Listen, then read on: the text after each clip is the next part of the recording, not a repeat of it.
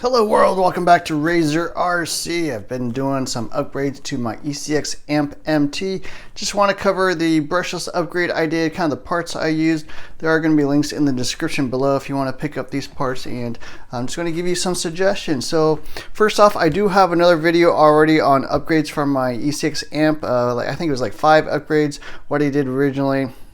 That was like improve the steering rack, change out the servo, change out the electronics, change out the wheel hexes. I think I put a little bit of diff locking grease in the diff, and it was running pretty good, but I decided I wanted a little more speed. That's kind of the only thing that was really lacking, so I decided to go with a brushless upgrade.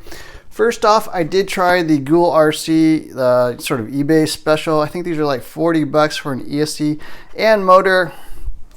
This is the ESC that comes with. I highly recommend you do not buy this thing. This thing is pretty much garbage.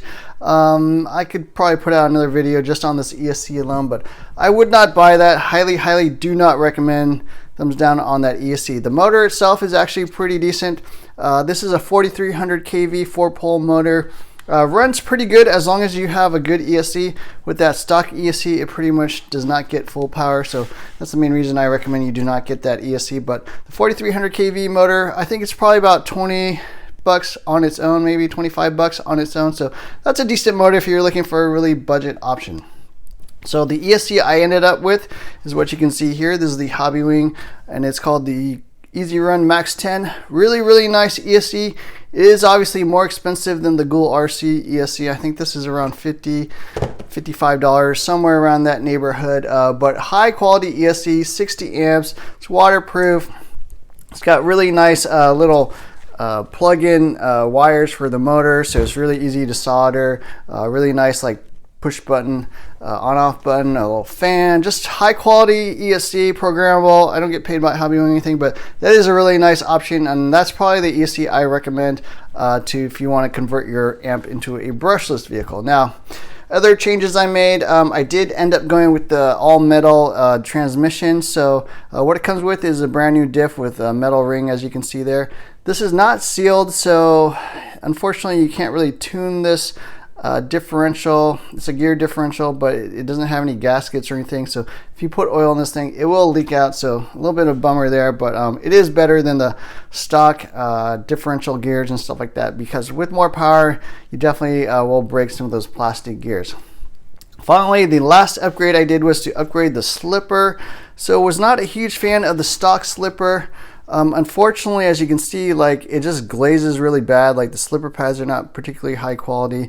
Just kind of burns up on even brushed power. It was, not really holding up. So I upgraded to a TLR 22 spur gear and slipper pads. So all you really need is the spur gear and these little yellow pads. I'll put links to where to pick these up. This is I think it's an 81 tooth, and I've got it mounted to a 26 tooth pinion gear, so that fits pretty nicely. Runs pretty good with this combination, so it runs about 140 degrees or so. You could probably gear it up a little bit depending on what type of bashing you're doing. If you're doing a lot of high-speed runs, you definitely would want to watch your temps if you gear it up anymore, but this is a pretty decent combination to start off with. I would probably start off with the 81 tooth, unless you're trying to set some top speed records or something like that. So the only other thing I did was basically I'm trying out different wheels and tires. So with the amp, you do need like pretty heavily offset wheels